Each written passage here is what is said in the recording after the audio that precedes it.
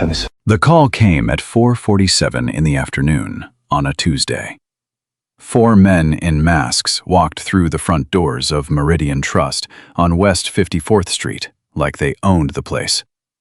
Because for the next 2 hours, they did.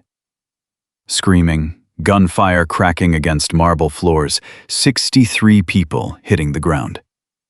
But the men with the guns, they were not there for money. They were there for one woman, and the one man standing between her and a body bag. He looked like nobody.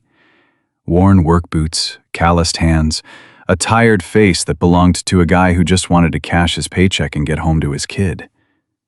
They had no idea what they just walked into. If this is your first time here, welcome. Hit that subscribe button right now because we tell stories that will keep you up at night. Drop a like if you are already hooked, and leave a comment with your city and your state. I want to see exactly how far this story travels. Now, settle in. This one does not slow down.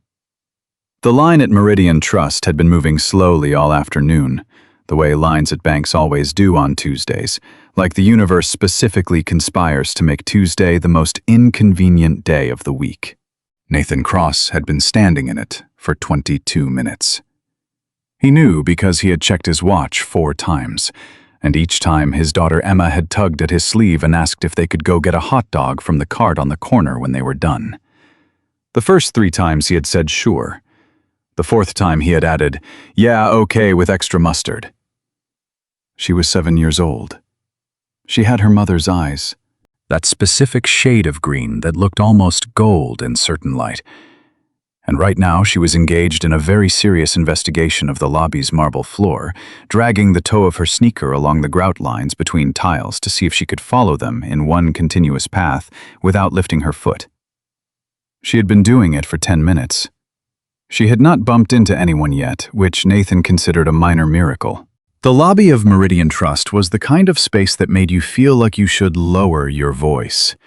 40-foot ceilings, columns that looked like they belonged in a courthouse, dark wood paneling along the walls, brass fixtures, the kind of carpet in the executive section that was too thick to be practical. The whole place smelled like climate control and old money. Nathan did not belong here, and he knew it. His work boots left faint scuff marks on the polished floor. His jacket had a fraying cuff on the left sleeve he kept meaning to fix.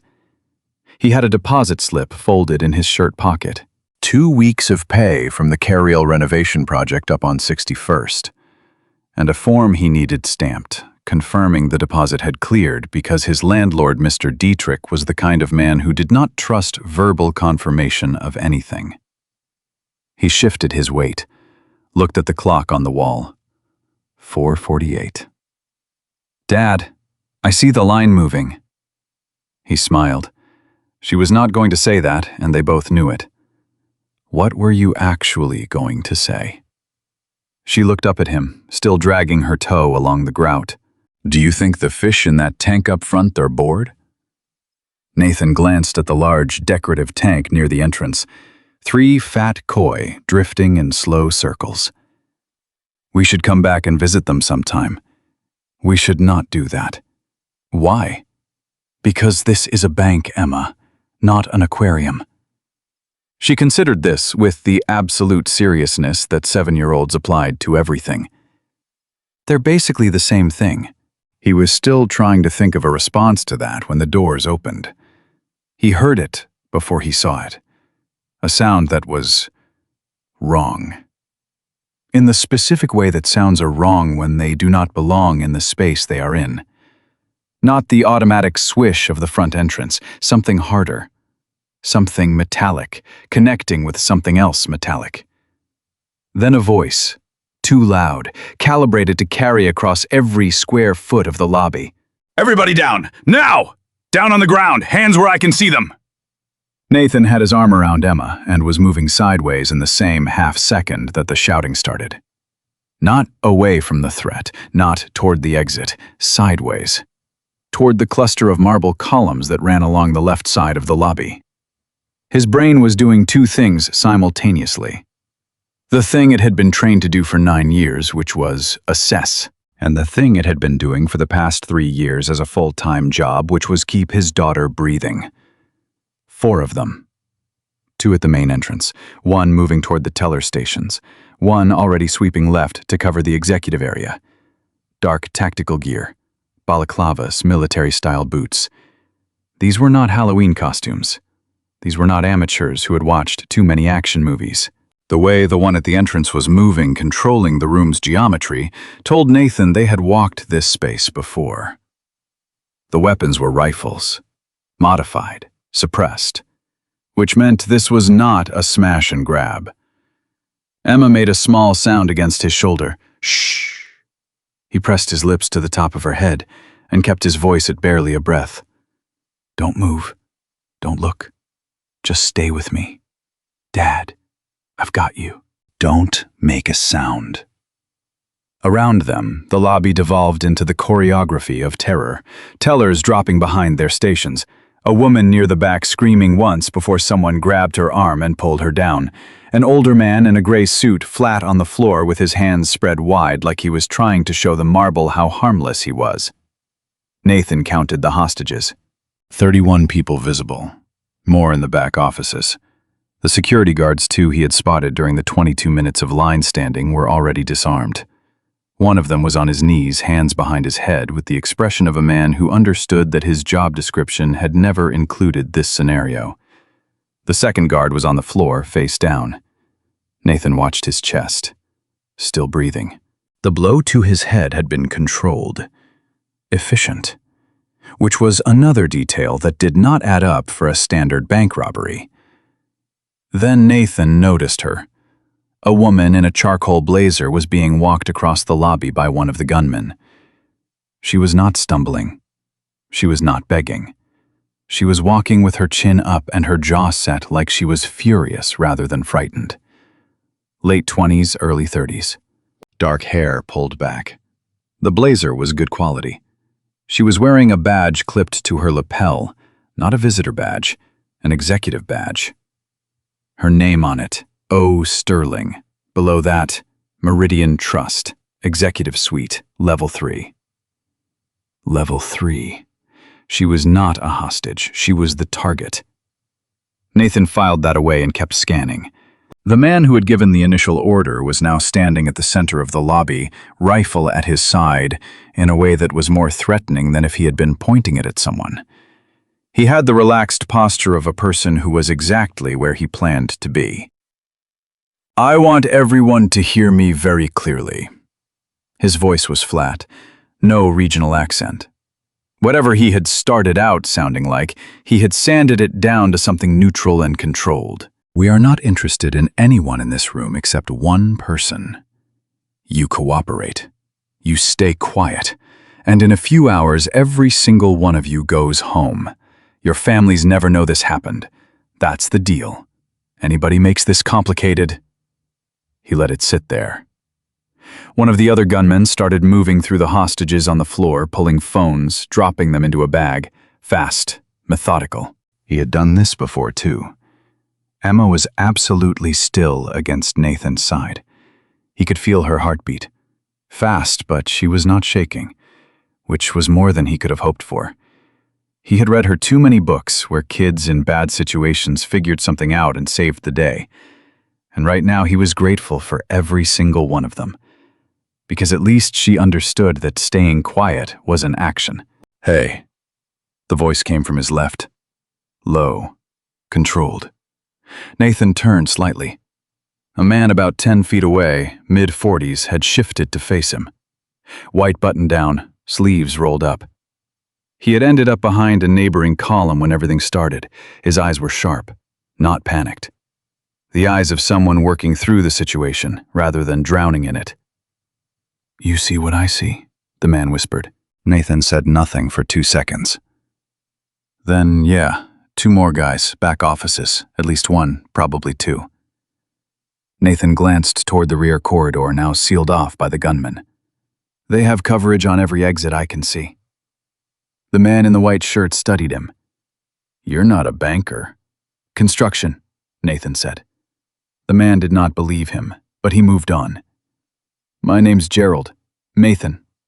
Is that your daughter?" "Yes." Gerald looked at Emma, who looked back at him with the steady, evaluating stare that kids aimed at adults when they were deciding if that adult was trustworthy. "She okay?" "She's fine." Nathan pulled her slightly closer. "She's going to stay fine." Gerald nodded slowly, then his eyes tracked back across the lobby to where the woman in the charcoal blazer was being guided roughly, but without actual violence, toward the executive elevator corridor.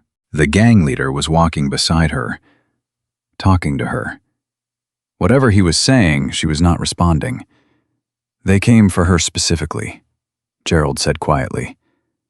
"Yeah. That changes what this is. Yeah, it does." Across the lobby, the woman in the charcoal blazer stopped walking. The gang leader had his hand on her arm, and she just stopped, let her weight go still. It was not defiance, exactly. It was something more deliberate than that. "Tell me what you want." Her voice carried, steady, furious underneath, but steady. "Because I know you did not come here for my company's petty cash." The gang leader looked at her. Something shifted in his posture. Not surprise, he had expected resistance, but a kind of recalibration. "Miss Sterling," he said, "we are going to go upstairs, and you are going to open the encrypted partition on the level 3 servers. That is all." "That is all," she repeated, flat. "The files we need, the authentication key, and then everyone in this building walks out with their evening intact." She looked at him for a long moment. Nathan watched her face from across the lobby. She was calculating, processing. She had the expression of someone who understood exactly what was at stake and was burning through options at high speed, the same way Nathan was burning through his own. "And if I don't..." The leader glanced around the lobby, at the 60-plus people on the floor, at the phones in the bag, at his own men positioned at every exit. He looked back at her. "Then we start making the decision for you." Olivia Sterling closed her mouth. She let herself be guided toward the elevator corridor, but her eyes swept the lobby one more time before she disappeared from view. And for just a moment, they landed on Nathan. He was not sure what she saw. A construction worker with his kid, a man who did not look like he belonged in a bank on the Upper West Side at 5 in the afternoon. Whatever she saw, something made her look twice. Then she was gone, and Nathan was back to the lobby.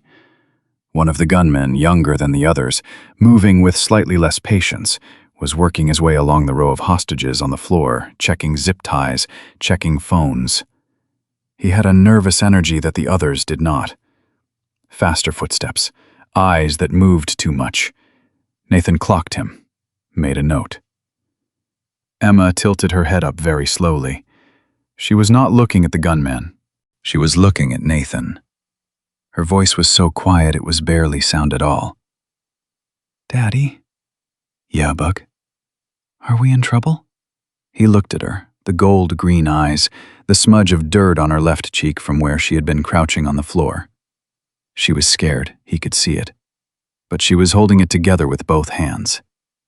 "No," he said quietly, "promise." He thought about what promises meant, what they cost, what they meant coming from a man who had made them in worse places than this and had mostly kept them. "Yeah, I promise." He shifted his weight slightly, getting a better angle on the lobby's geometry. The column positions, the distance to the elevator corridor, the blind spots created by the teller stations along the right wall, the rear corridor, the ceiling, the light fixtures, the position of each gunman relative to each other. Gerald was watching him again, not saying anything, just watching. Nathan Cross let out one quiet breath through his nose, and he began to plan. The first 20 minutes were the worst kind of quiet, not actual quiet. There was plenty of noise, muffled crying from somewhere near the teller stations, the occasional crackle of a radio that one of the gunmen kept checking, then silencing. The sound of footsteps moving back and forth across marble in patterns that Nathan had already memorized. But underneath all of it was the specific silence of 60-something people trying very hard not to breathe too loud, which was its own kind of noise. The noise of collective fear pressing itself flat against the floor and hoping not to be noticed. Nathan had counted the hostages 3 times now. 61 in the main lobby. Somewhere between 4 and 6 more in the back offices based on sounds that came through the sealed corridor door every time one of the gunmen opened it to pass through. He had settled Emma against the base of the column, with her back to the wall, her knees pulled up. She had a crease on her left cheek from where she had been pressing it against his jacket. She was not crying. She was watching the room with the same careful attention he was, which was either a good sign or a troubling one depending on how you looked at it. "You're doing good," he told her quietly. "I know," she said. Then, after a pause, "My legs are falling asleep. Shift your weight, slowly." She did. The nervous gunman glanced in their direction. Nathan put his hand on Emma's shoulder and they both went still. The gunman looked away. Gerald had moved closer over the past 10 minutes, not dramatically, just a few inches at a time, the way you moved when you were trying not to look like you were moving. He was now close enough that Nathan could hear him breathe. "They've been up there a while," Gerald murmured. "Yeah. You think she's giving them what they want?" Nathan watched the elevator corridor. "No." "How do you know?" The way she walked in. He kept his voice below the ambient sounds of the lobby. "She wasn't scared enough. She was angry." Gerald was quiet for a moment, processing that. "Angry people make bad decisions sometimes," Nathan said. "And sometimes they make very good ones." He was still thinking about the way she had looked at him before they took her upstairs. That twice-over glance. Most people in a crisis looked through strangers, not at them. Their attention contracted down to their own survival, their own fear. She had looked at him like she was trying to read something. Like she was cataloging him the same way he had been cataloging the room. The radio crackled.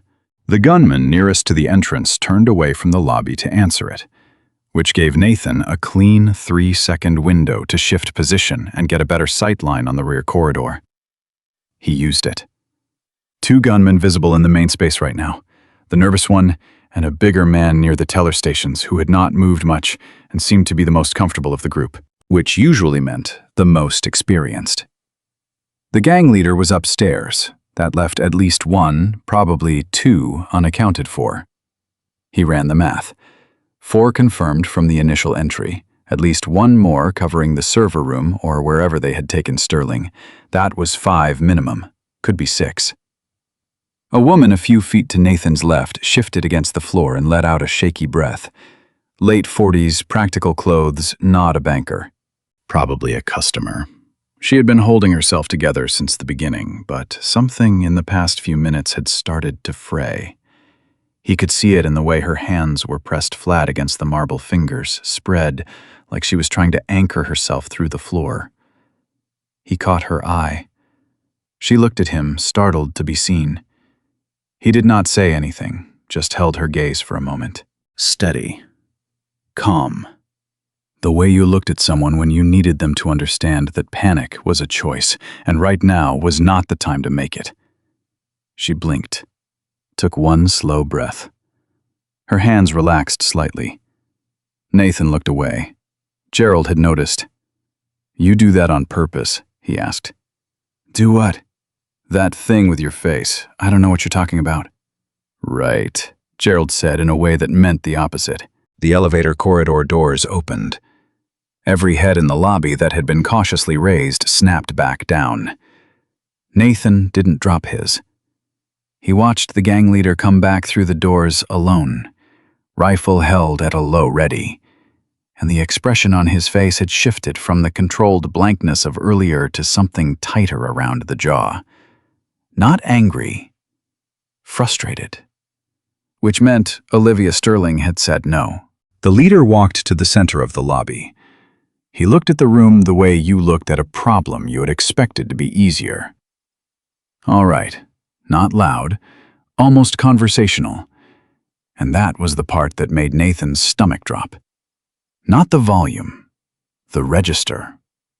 Loud people were scared. Quiet people who didn't need to be loud had already decided something. We are going to speed this up a little bit. He nodded to the bigger man near the teller stations, who immediately moved toward the cluster of hostages there and grabbed the nearest one. A young man, maybe 22, in a bank uniform. A teller. He hauled him upright. The teller made a sound that was half surprise, half something worse. "She needs motivation," the leader said, still conversational, still quiet. "We are going to provide some." "Hey." The voice came from Nathan's right, and it took him a half-second to realize it was his own. Not loud, not aggressive, just there. He was already pushing himself slightly up from his crouch, not standing, staying low, but visible. "Hey." There is no reason to do that. Every gunman in the lobby found him at once. That particular kind of attention had a physical weight to it. The leader turned. He really looked at Nathan. The way people who were good at reading rooms looked at unexpected variables. "Sir," he said, "get back down on the floor." "He is just a kid," Nathan said. He kept his hands open and visible. His voice was level. "He is not going to change your mind. You know that hurting him doesn't get you what you need." The teller was shaking. The bigger gunman still had him by the collar, watching the leader for a signal. The leader studied Nathan. "You're going to get back on the floor," he said, "and you are going to stay there. This is your one courtesy, okay?" Nathan went back down, slow, deliberate, hands still visible. Okay. He had gotten what he needed anyway. A clear look at the leader's face when something unexpected happened. The man had stayed composed. His hands had not moved. His breathing had not changed. That told Nathan more than anything else could have about who he was dealing with. Gerald was staring at him. "That was either very brave or very stupid," he whispered. "Probably the second one," Nathan said. Emma had her chin tucked down, her eyes up, watching her father with an expression that was impossible to read. He reached over and squeezed her hand once. She squeezed back. The leader was on the radio again, facing away. The teller had been pushed back to the floor unharmed for now, though the threat sat in the room like smoke. Not visible exactly, but present in every breath. Nathan used the moment to ease a few inches further along the column, getting a better angle on the lobby's right side. There was a blind spot behind the second column in the executive row, roughly 30 feet from the elevator corridor. He had noticed it when they first came in, while Emma was doing her grout tracing investigation. The camera, mounted in the upper right corner of the lobby, covered the teller stations and the main entrance, but its angle didn't reach behind that column cluster, which meant the gunmen were relying on line of sight rather than surveillance to monitor the right side of the room. He started thinking about the hostages between here and that blind spot. Who was mobile? Who wasn't? Who was aware enough to move on a quiet signal? And who was too deep in their own fear to respond to anything below a shout? The woman he had made eye contact with, the one pressing her hands flat on the floor, was about 12 feet away. She was breathing slower now, still scared but functioning. There was an older man near the center of the lobby who had been so still for so long that Nathan had initially worried about him. But he had seen him shift twice, and both times it had been deliberate and controlled. Ex-military, maybe? Or just someone with a very high threshold for keeping themselves in check. Either way, he was someone Nathan could work with. He was still building the map in his head, the human geography of the lobby, which was just as important as the physical one when the elevator corridor doors opened again and Olivia Sterling walked back through them. She wasn't being pushed this time. She was walking, and the man behind her was keeping pace but not controlling her, which meant something had shifted upstairs. She looked different than she had 20 minutes ago. Not more scared, more resolved. Like a decision had settled in, and she had stopped fighting with herself about it. She scanned the lobby as she crossed it. Not panicked scanning. Deliberate. She was looking for something specific. She found Nathan. He watched her eyes stop on him and hold. She had been looking for him specifically, which meant she had been thinking about him upstairs. While they were pushing her toward those servers, while she was making whatever decision she had made. The construction worker with the kid who had not looked scared when everything fell apart. The leader had his hand on her arm, steering her back toward the elevator. She was talking to him, and Nathan caught pieces of it. Not doing anything until there was water at least. And then something lower that he could not make out. The leader stopped, looked at the room, looked at Nathan specifically. "You," he said, "bring your daughter and sit over there." He pointed to the executive seating area near the corridor. "Miss Sterling has requested that the child not be on the marble floor." Nathan went very still. It was a manipulation. He knew that immediately and completely. Moving him closer to Sterling, or moving Sterling to a position where she had something to lose beyond herself. Either way, it served the leader's purpose. But Emma's knees were on marble. She had been on that floor for going on 40 minutes. And the alternative was refusing a direct instruction from a man holding a rifle. He stood up, took Emma's hand, walked across the lobby at the pace of someone who was not in a hurry and was not afraid, which was its own kind of message. A few of the hostages watched him cross. Gerald tracked him with his eyes. The older man near the center of the lobby looked up as Nathan passed, and Nathan let his gaze drop for a half-second to the column cluster on the right, then back up. Just that. The older man blinked once slowly. Message received. Or it wasn't. The executive seating area was 3 leather chairs and a low table cordoned from the main lobby by a decorative divider. Nathan settled Emma into the furthest chair and crouched in front of her. "You good?" "Better than the floor," she said. "Yeah." He almost smiled. Better than the floor. He straightened up and turned, and Olivia Sterling was 4 feet away from him, standing with her arms crossed and her eyes direct. Up close, she looked younger than he had estimated from across the lobby. Early 30s, maybe. Though there was something around her eyes that wasn't age exactly, but the particular exhaustion of someone who had been carrying too much for too long. "You're not a construction worker," she said. Low, flat, no question mark on the end of it. "I am, actually." "Okay," she said.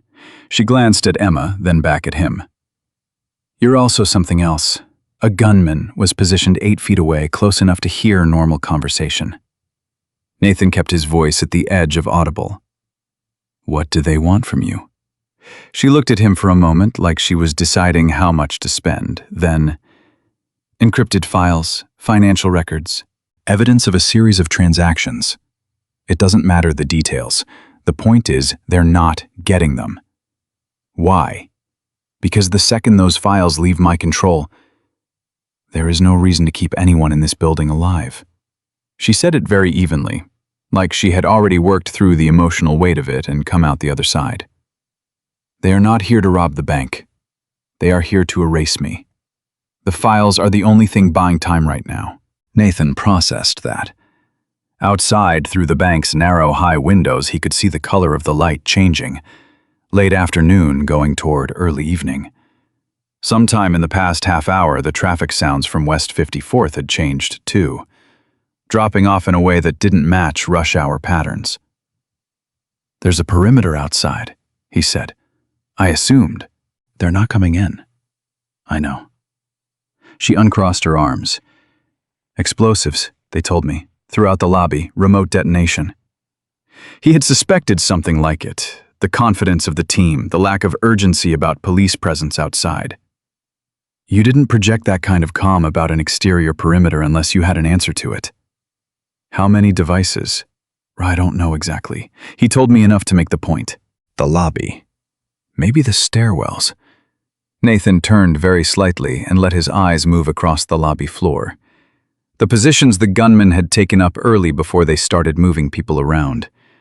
The base of the two load-bearing columns near the entrance. The area under the reception desk that nobody had gone near since the siege started. "Okay," he said. She looked at him. "Okay? What okay?" "I understand the situation." "That's it? That's your reaction?" He looked at her. "What do you want me to say?" She opened her mouth, closed it. Looked at Emma, who was sitting in the leather chair with her sneakers dangling above the floor, watching them both with that quiet, serious attention. "How other is she?" "7. She's very calm for 7. "She's very calm for any age," Nathan said, which was true, and was also the thing that scared him most about his daughter, because he knew where she had learned it. "Tell me about the server room layout," he said, "where they're taking you." Olivia's eyes narrowed slightly. "Why?" "Because knowing the building's geometry matters. It matters for what?" He looked at the gunman 8 feet away, still facing toward the main lobby. "Not close enough to hear if they kept it low.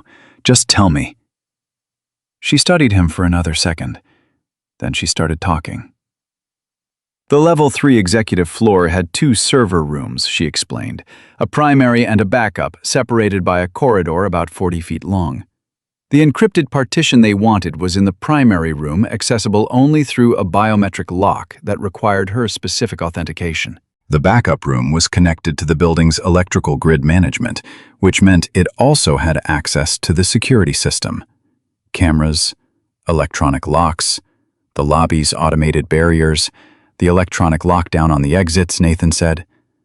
Controlled from there. "Yes." She paused. "Why does that matter?" "Because there are 61 people in this lobby who need a way out." She was quiet. The gunman by the corridor shifted his weight.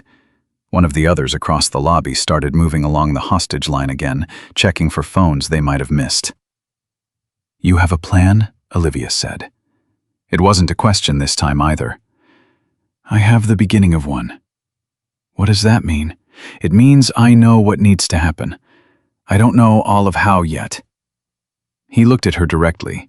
"If something starts, if you see something happen in this room and it moves fast, I need you to be ready to move." "Move where?" "Up, back to the server room." She stared at him. "You want me to go back up there, voluntarily?" "If you can get into the backup room and kill the electronic lockdown on the lobby exits, people can get out." "That's 61 people and the explosives, one problem at a time." She made a sound that wasn't quite a laugh. "That's not very reassuring." "I'm not trying to reassure you," he said. "I'm trying to give you something to do." Something shifted in her face then. Not softening exactly, more like recognition. She had probably spent the last 40 minutes being told to cooperate, being pushed, being given no options. He was handing her an option, even a hard one, even a dangerous one. "What's your name?" "Nathan." "Olivia." She paused. "What do you actually do, Nathan, when you're not doing construction?" "I told you construction." She looked at the way he was standing, the way his eyes hadn't stopped moving since she walked over, the way he had placed himself between Emma and the nearest gunman without making it look like that was what he was doing. "You're very bad at lying," she said. "I'm actually pretty good at it."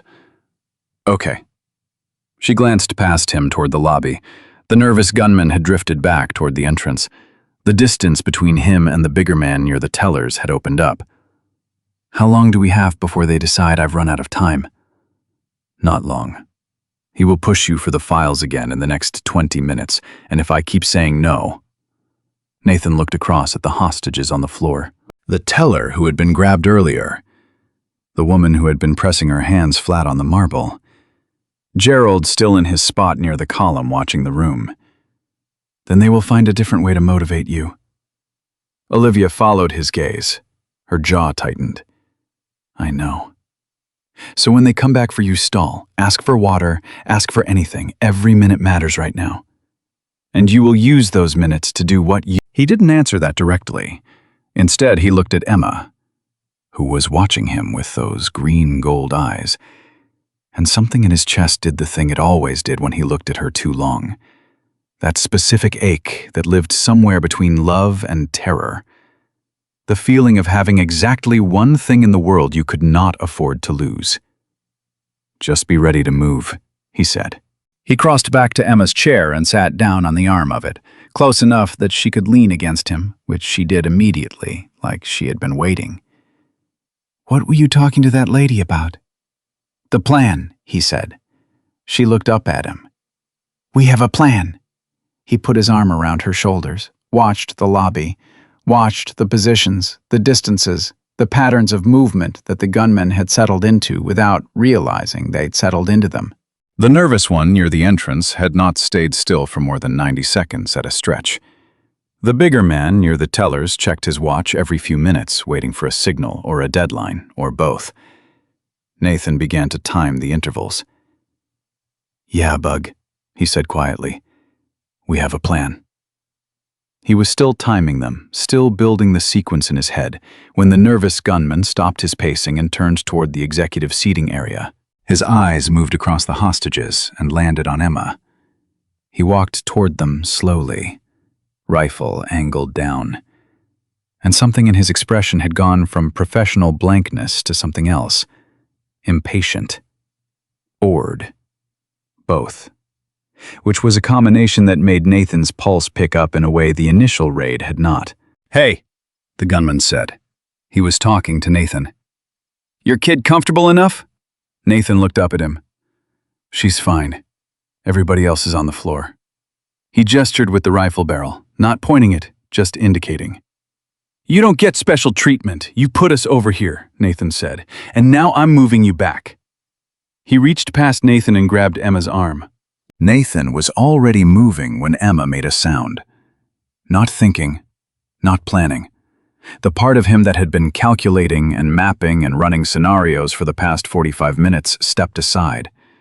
And something older and faster and considerably less patient took over. And the only coherent thought he had in the half-second before everything changed was that nobody was going to put their hands on his daughter. Not today. Not in this building. Not ever.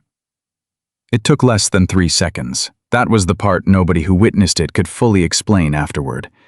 Not the teller zip-tied near the stations, not Gerald, not the woman who had been pressing her hands flat on the marble. 3 seconds was how long it took Nathan Cross to go from sitting on the arm of a leather chair to standing over an unconscious man on the floor. The gunman had grabbed Emma's arm. Emma had made a sound. Not a scream, more like a sharp exhale. The sound of surprise rather than pain. But it didn't matter, because Nathan had already moved. He came off the chair arm sideways, low, driving his left forearm into the gunman's elbow joint at exactly the angle required to break the grip without triggering a reflexive finger movement. The rifle swung wide. Nathan's right hand found the back of the man's neck on the follow-through, and he used the gunman's own forward momentum to bring him down onto the marble. Controlled, specific force. Not enough to kill. Enough to end the conversation immediately. The rifle clattered free. Nathan had it before it stopped sliding. The whole lobby seemed to inhale at once and hold it. Across the room, the bigger man near the teller stations had already brought his weapon up. Nathan was behind the column before the man's eye reached the scope. He pressed his back against the marble, rifle in hand, and took exactly one breath. Emma was still in the chair. She hadn't moved. She was staring at him with an expression he had never quite seen on her face before. Not fear, not shock. Something in between that he didn't have a name for. "Get down," he told her, quiet. No room for argument. She slid off the chair and flattened against the base of it. Good girl. He had never been more terrified in his life. The bigger man was shouting toward the elevator corridor, getting the word out. Nathan had maybe 15 seconds before the geometry of the lobby changed dramatically. And he spent them moving. Not charging across open floor, but working the columns using the angles he had been studying for the past hour. staying low and lateral and away from the main lines of sight. Gerald had not moved from his spot, but the older man near the center of the lobby, the one Nathan had given the half-second look toward the column cluster, had quietly gotten himself upright and shifted position. He understood. The radio on the unconscious gunman's vest crackled.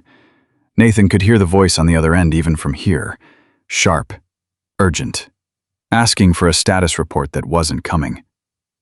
The bigger man near the tellers had abandoned his post and was moving toward the executive area, which put his back toward the teller stations.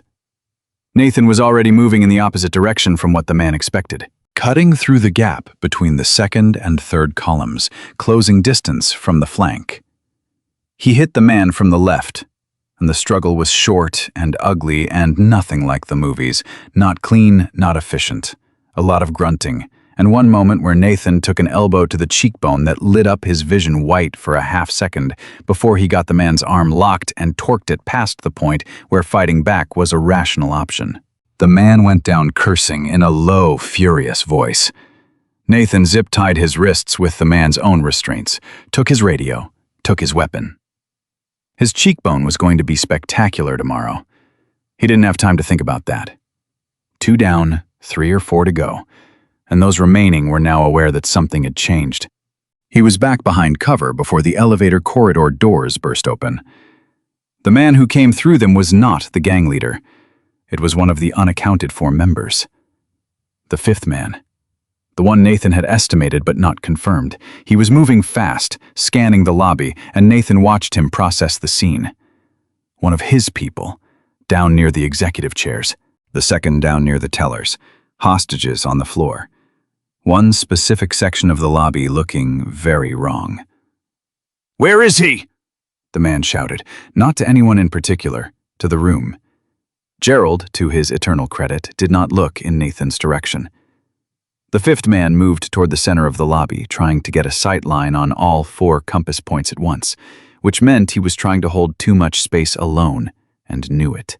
His movements had that overextended quality, too much to cover, not enough support.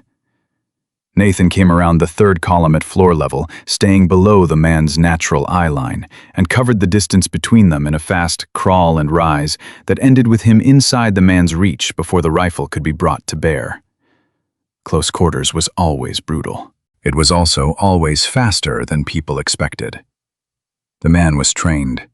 He tried to create separation, tried to get his elbow up, but Nathan had the weapon controlled with his left hand, and his right was already working the problem.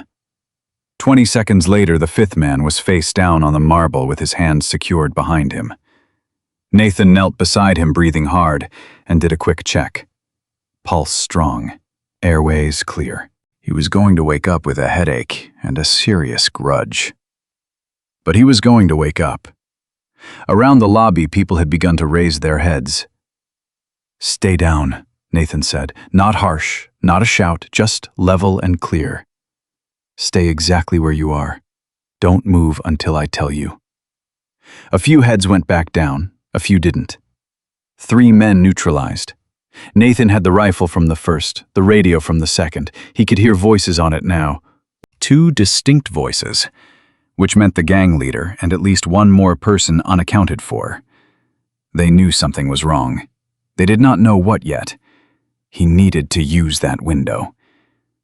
He crossed to Gerald, quickly crouching beside him. "You said you were watching the room," he said. Gerald blinked. "I did not say that." "You were doing it anyway. How many people in this lobby can move if I need them to move?" Gerald looked at the room. Really looked at it, the way Nathan had been doing. And Nathan watched him recalibrate, dropping the banker, or whatever he was, and pulling up something older. The older man near center. The woman in the blue jacket who stopped crying 20 minutes ago. Maybe the guy by the far wall. "He's been watching you since you took down the first one. That's 3. "I make 4, Gerald said. Nathan looked at him.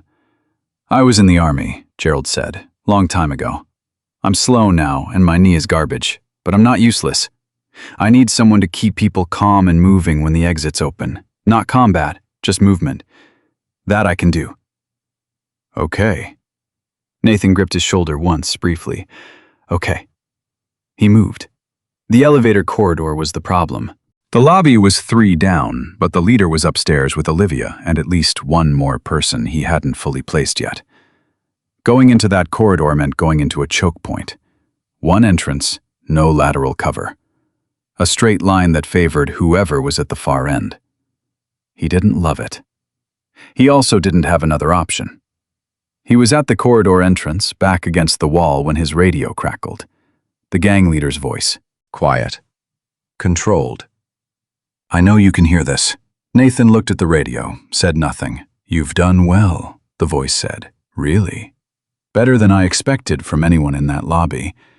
But you're not thinking about the right problem. Nathan moved to the corridor door and eased it open 2 inches, listening for footsteps, for positioning. The device is in the lobby, the leader continued. You're thinking about coming up here, I understand that. But the moment you come through those elevator doors, I press the button, and we have a very different kind of problem. A pause. So here's what I'd like you to do. Set the weapons down, walk your daughter to the front entrance and tell the people outside you're coming out. I will give you 60 seconds to clear. That's my offer. Nathan let the door close without going through. Pressed his back against the wall and thought. The offer was real in the way that bullets were real. Technically true. But designed to end something. If he walked out, everyone left in the lobby was a liability with no purpose. Nathan. The voice came from above him, not the radio, actual voice from the stairwell. He looked up. Olivia Sterling was at the top of the emergency staircase, partially visible through the reinforced glass panel in the stairwell door. Her face was cut. Something across her cheekbone, not deep, but bleeding. Her blazer was gone, sleeves pushed up. She had something in her hand, small. A room card, an access chip. She held it up where he could see it. Then she pointed back toward the door she had come through, mouthed something he couldn't fully make out, and pointed down toward the lobby, toward the exits. He understood. She hadn't gone back to the primary server room. She had found a way to the backup. He held up 3 fingers, then swept them to the right toward where the lobby exits were. She nodded. He held up his fist. Wait. She nodded again. Then she looked back over her shoulder at something he couldn't see, and the look on her face told him that whatever was behind that door was not going to give her much more time. He was already moving. The stairwell was his best approach now, not the elevator which would announce him.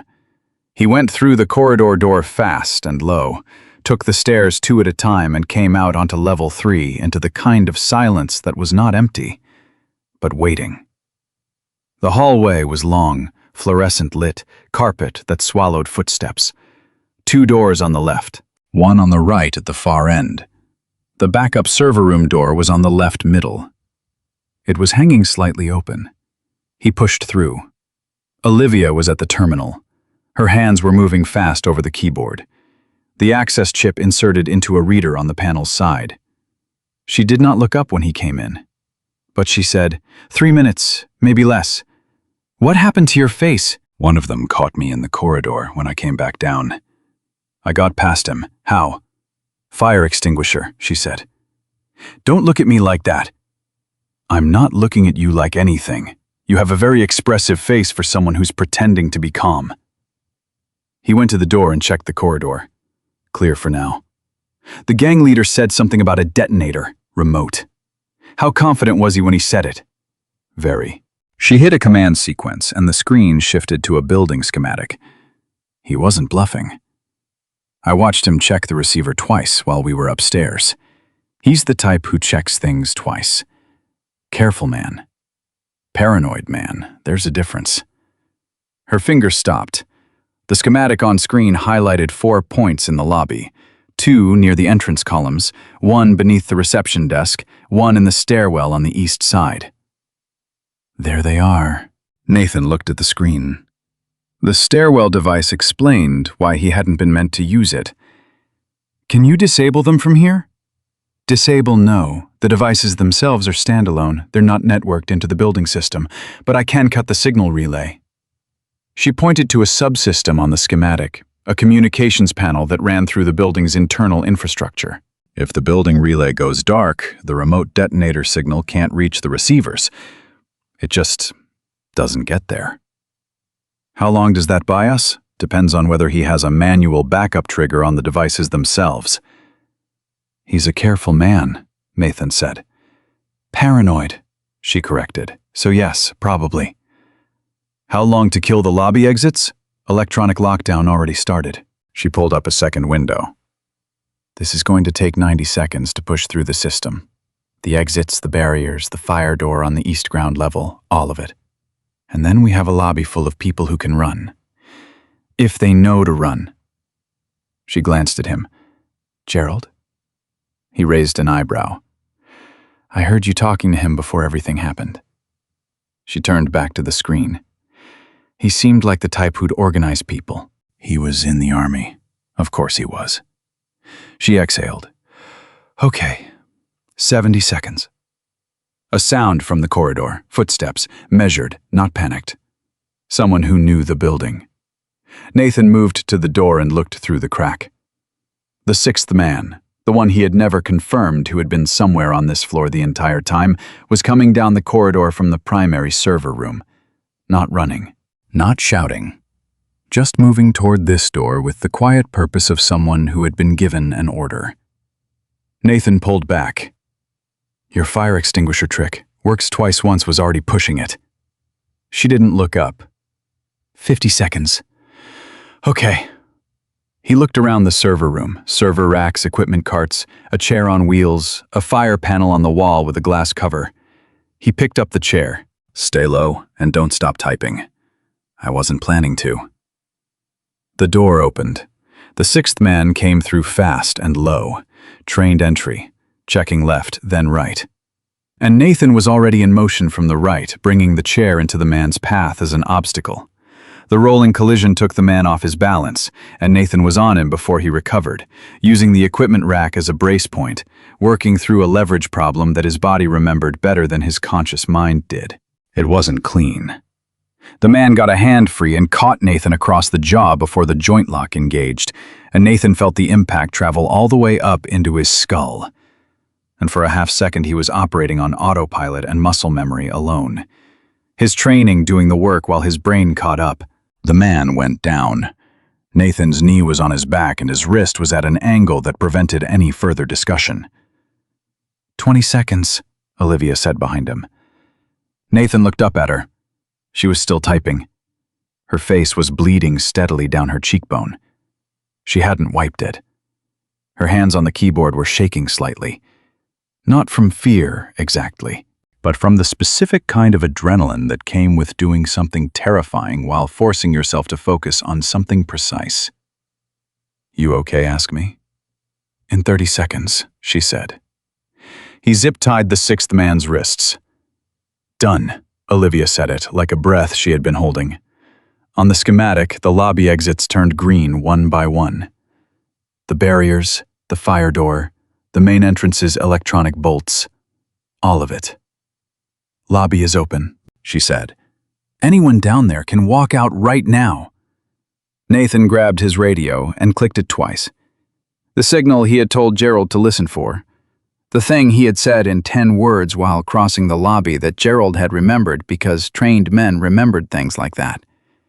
2 clicks meant move. He listened through the radio. Very faintly, he could hear the change in the lobby below. The sound of the barriers disengaging, the mechanical thunk of bolts releasing, and then the specific rising noise of people who had been holding completely still, beginning to move. Gerald's voice, clear and carrying. Exit is open. Go. Single file. Keep moving. Don't stop. Nathan exhaled. They're going. Olivia was watching the security feed on the backup system screen, the lobby camera showing hostages beginning to rise. Beginning to move toward the front doors, the east fire door, the barriers that were no longer barriers. Gerald was on his feet, directing. The older man was helping someone up from the floor. They're actually going. Yeah, Nathan said. She turned to look at him. There was something in her face that she was working to keep back. Not tears, exactly. More the feeling that came just before them. The moment where the body decided it had held on long enough and was going to start letting things out whether the mind was ready or not. She pressed her mouth together and got it under control. Emma, Gerald has her. He knows you told him to specifically. She nodded. Yes. He was already moving toward the door. They came out into the lobby just as the last cluster of hostages was making it through the main entrance.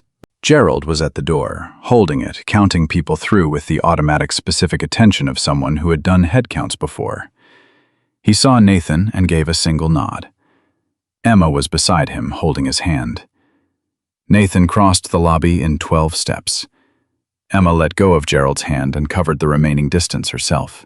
And he caught her and picked her up in one motion and held her in a way he didn't usually let himself in public. Both arms, all of his weight adjusted to hers, his face in her hair. She didn't say anything. Neither did he. Some things didn't need language. When he put her down, she looked up at him and assessed his face with the professional seriousness of a 7-year-old who had decided feelings could wait. "Your cheek is really bad," she said. "I know. Does it hurt?" "Not yet. That's what you said about your hand that time with the saw." "Yeah, and I was right then too." He straightened up. "I'm going to need you to go outside with Gerald right now." Her face did the thing where she was calculating how much to push. "What about you?" "I'll be right behind you." "You always say that, Dad." She looked at him. Looked at Olivia, who had come to stand a few feet away, blood still tracking down her cheek, watching them with an expression that was somewhere between respect and something more private. Then she looked back at Nathan. "Okay," she said, "but if you're not outside in 5 minutes." 4 minutes, he said. "Go." Gerald had his hand out, and Emma took it, and the two of them went through the main entrance into the evening light outside. Nathan turned back to the lobby. Olivia was already facing the elevator corridor.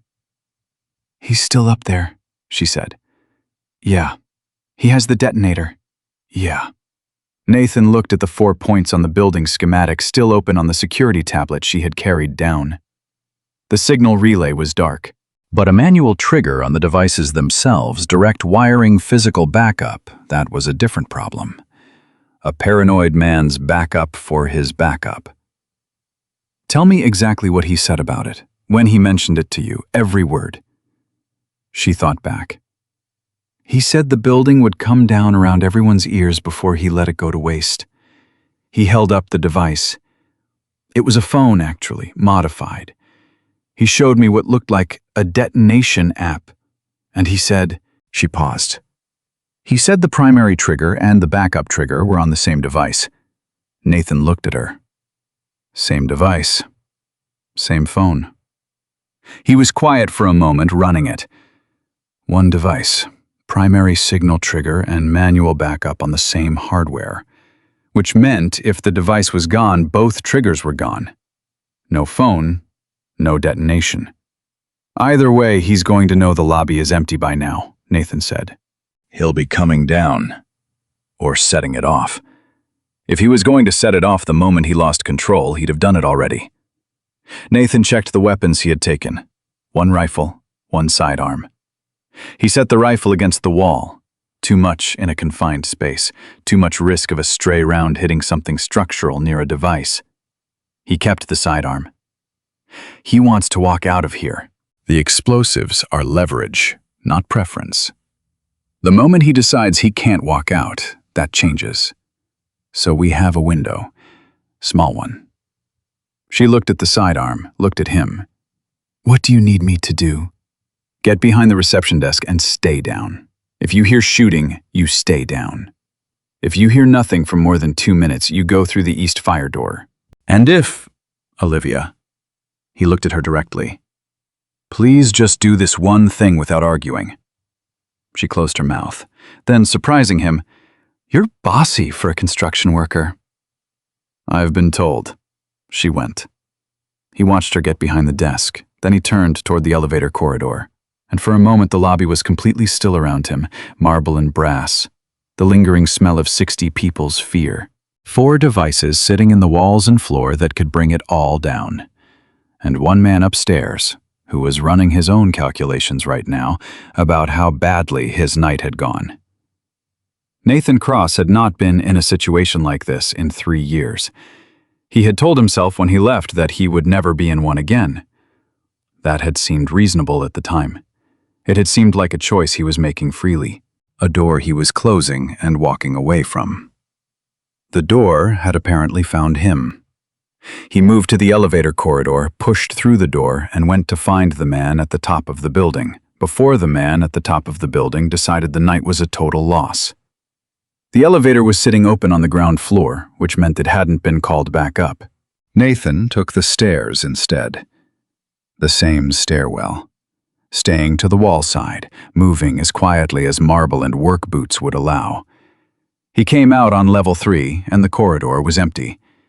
The primary server room door was standing open. He went to the doorway and looked in. The gang leader was at the main terminal. He wasn't trying to access it. He had clearly already understood that whatever window he'd had for the files was closed. He was standing with his back to the door looking at the screen, and in his right hand was the phone. The modified device, primary trigger and manual backup, same hardware, same hand. He didn't turn around, but he knew Nathan was there. "How many of my people are down for?" Nathan said. 4. A pause. "You're good. I've had practice." "I can tell." The leader turned around slowly. He had the phone in his right hand and his rifle in his left, and he was looking at Nathan with an expression that had moved past frustration into something flatter and more dangerous. The look of a man doing pure calculation. "You know what I'm holding, yeah? Then you know how this works. You back out of that door.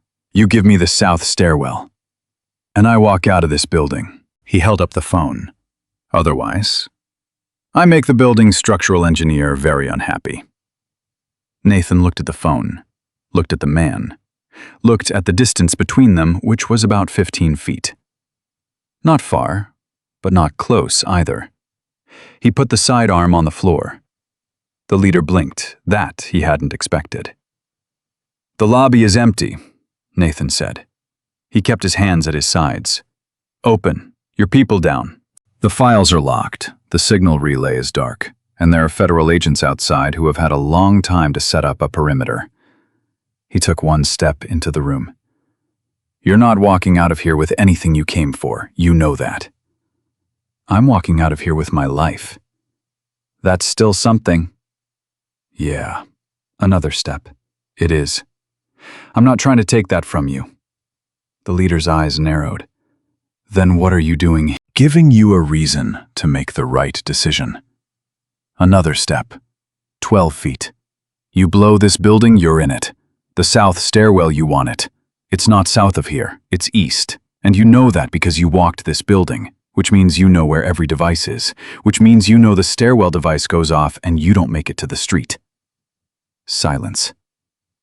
"You planned this very carefully," Nathan said. "Men who plan this carefully plan their exit even more carefully. You have a route, you have a vehicle, you have somewhere to go. 10 feet. None of that works if the building comes down." The leader looked at him. His thumb was on the phone screen. But not pressing. Not yet. "Who are you?" "Nobody," Nathan said. "I'm just a guy who had a paycheck to deposit." Something moved across the leader's face. Not quite humor. Not quite anything.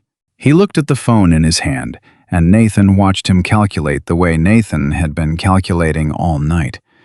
Running the scenarios, the odds, the outcomes. Then the leader's thumb moved, not to the trigger, to the side, and he set the phone on the terminal beside him. "South stairwell," he said. "You said east." "I did," Nathan said. "You were lying." "I was," Nathan said. "I'm actually pretty good at it." The leader looked at him for a long moment. Then he set the rifle on the floor beside the phone, and he put his hands up. And Nathan crossed the remaining distance. and it was over. The phone was in Nathan's hand, the rifle was on the floor, the leader was against the wall with his wrists secured. And outside, through the narrow level 3 window, Nathan could see the lights, red and blue. The whole block converted into emergency infrastructure, federal and local.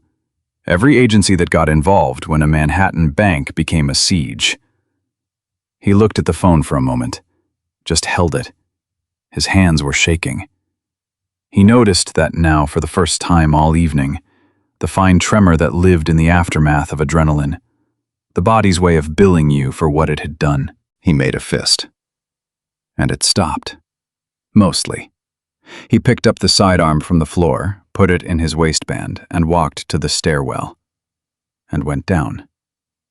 Olivia was still behind the reception desk when he came through the lobby. She stood up when she saw him. Her eyes went to his hands, specifically to the phone, and something in her shoulders dropped about 2 inches. "It's done," she said. "It's done." She pressed her hand over her mouth for a second, then pulled it away. "The devices are still in the walls. Bomb squad can handle that. The receiver's dead, and the trigger's in my hand." He held the phone up, then pocketed it. "Nobody presses anything." She nodded, then she looked at the lobby, at the empty space where 61 people had been lying on the floor an hour ago. Now just marble and brass in the stillness of a place that had been through something terrible and was sitting in the quiet aftermath of it. "Gerald got everyone out," she said. "Yeah. Your daughter's outside with him." She nodded again. She was going to cry, Nathan realized. Not now, not in this lobby. She was holding it together with the last of whatever reserve she had been running on since 4:47 in the afternoon. But soon, somewhere private, she was going to let the evening's weight hit the floor, and it was going to make a significant impact. "We should go outside," he said. "Yeah." She didn't move immediately. She stood in the empty lobby for another moment, looking at it. Then she said very quietly, "Thank you." He didn't know what to say to that. He never had with those words. "Come on," he said instead. They walked toward the main entrance together, through the dark space that smelled like fear and marble and the particular silence of something enormous that had almost happened and hadn't. And Nathan pushed the door open, and the evening air came in, exhaust and late summer, and the sound of a city that had no idea what had just occurred 100 feet from its sidewalk. And they walked out into it. The first thing Nathan saw when he came through the front doors was Emma. She was standing behind the police line with Gerald wrapped in one of those silver emergency blankets that made people look like leftover food. And she was watching the entrance with the specific, focused patience of someone who had decided worrying was a waste of energy and had converted it into vigilance instead. When she saw him come through the doors with Olivia behind him, something in her face changed. Not relief, exactly. More like the release of a breath she had been holding since the moment he told her to go outside with Gerald, and she had made the calculation to trust him. She didn't run to him. She waited until Gerald nodded. Then she walked across the cordoned space with the deliberate dignity of a 7-year-old who had decided that running was for people who hadn't kept it together all evening. And when she reached him, she put both arms around his waist and pressed her face against his ribs and held on. He put his hand on the back of her head and held on right back. 4 minutes and 50 seconds, she said, muffled against his jacket. "I know. I'm sorry, you said 4 minutes. I was a little busy." She pulled back and looked up at his face, at the cheekbone, now darkening toward a genuinely impressive bruise, and the jaw on the other side that had its own story developing. She reached up and touched the cheekbone very carefully with 2 fingers, the way she had seen doctors do it on television shows she was not supposed to watch but did anyway at her grandmother's house. "That looks bad," she said. "You said that already. It was bad already. It's worse now." Behind them, the lobby entrance was filling with people in tactical gear. FBI insignia on their vests. Bomb disposal units moving through in pairs with equipment cases. The radio traffic had shifted from the controlled urgency of a live siege to the different kind of urgency that came with the aftermath. Accounting for people. Accounting for devices. Accounting for everything that needed to be documented before anyone could begin to understand what had happened inside those walls. A woman in a dark suit was moving toward Nathan with the walk of someone who had been waiting to have this conversation for a while and was done waiting.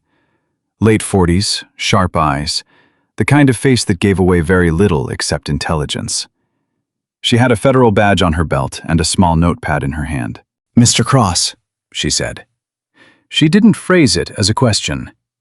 "Special Agent Diane Marsh, FBI. I need about 20 minutes of your time." "He needs a medic first," Emma said from beside him. Marsh looked down at Emma. Something crossed her face that wasn't quite a smile but was adjacent to one. "We have one standing by." She looked back at Nathan. "And then 20 minutes. He needs more than a medic," Gerald said. He had appeared at Nathan's left sleeves, still rolled up, his white button-down, now considerably less white. He needs someone to explain to him that what he just did in there was either heroic or criminally reckless, depending on who you ask. Gerald, Nathan said, "I'm just providing context for the federal agent." Marsh was writing something in her notepad. "Your name, sir? Gerald Watkins. I was in the third column cluster left side. I can walk you through the civilian movements if that's useful." "That's very useful, Mr. Watkins. Someone will come find you in the next 10 minutes. She looked back at Nathan. "Medic first, then we talk." The medic cleaned up the cheekbone, decided nothing was fractured by pressing on it in ways that made Nathan's eyes water, then did the same evaluation on the jaw and arrived at the same conclusion. He gave Nathan an ice pack that was immediately too cold and a piece of gauze that wasn't needed, and told him to see a doctor in the morning, which Nathan filed alongside the 100 other things he was supposed to do in the morning that he probably wouldn't. Emma sat beside him on the ambulance step during all of this and narrated the medic's actions in a low, running commentary that she seemed to find calming. And Nathan found genuinely grounding, even though he couldn't have said why. Across the perimeter, Olivia Sterling was in a separate ambulance bay, getting the cut on her cheek properly addressed. Nathan could see her from where he was sitting. The medic working, the FBI agent beside her taking notes. Olivia talking with the same controlled precision she had brought to the server room keyboard, to the corridor upstairs, to the moment she held up that access chip in the stairwell window and trusted a construction worker she had known for 45 minutes to understand what she was telling him. She caught him looking, held it for a moment, looked away. He looked away too. Agent Marsh came back when the medic was done and led him to a folding table set up on the sidewalk behind one of the command vehicles. She had 2 cups of coffee from somewhere and put one in front of him without asking if he wanted it. He did. "Walk me through it from the beginning," she said. He did. He was economical about it, not because he was hiding anything, but because the relevant sequence of events didn't require embellishment. He started with the lobby line, the entry, the first 20 minutes of assessment. He described the positions, the weapons, the radio communications he had intercepted, the conversation with Olivia that had given him the building's technical layout, the decision to move when the gunman grabbed Emma. Marsh wrote steadily. She asked good questions. Specific, technical. Not the kind designed to trip him up. The kind designed to fill in gaps in a picture she was already assembling from multiple sources. She asked about the device positions. He confirmed against what Olivia had shown him on the schematic. She asked about the leader's communications. He mentioned someone called the client, Nathan said. Twice. Once upstairs when I was listening through the corridor door, once on the radio before I went up. He was reporting that the primary objective hadn't been secured. Marsh looked up from her notepad. The primary objective being the encrypted files. That's what it sounded like. He used the word client specifically. Yeah. Which means someone hired this. Yes, Marsh said. It does. She wrote something, underlined it. Mr. Cross, I'm going to ask you something directly, And I'd like a direct answer, okay? Your service record. 9 years, SEAL Team 6, 3 combat deployments, 2 classified operations, separated 3 years ago under honorable conditions. No disciplinary record. Nothing that would explain. She gestured in the direction of the bank. Why a construction worker was available to do what you did tonight. Nathan looked at the coffee cup. I had good training. You neutralized 6 armed and tactically trained individuals in under 40 minutes with no casualties. 5, Nathan said. The 6th was Olivia. 5, then. Marsh set her pen down. I'm not asking because I'm skeptical of you. I'm asking because there are going to be other people in rooms I don't have access to who will ask the same question with different intentions, and I want to understand what I'm dealing with before that happens. He looked at her.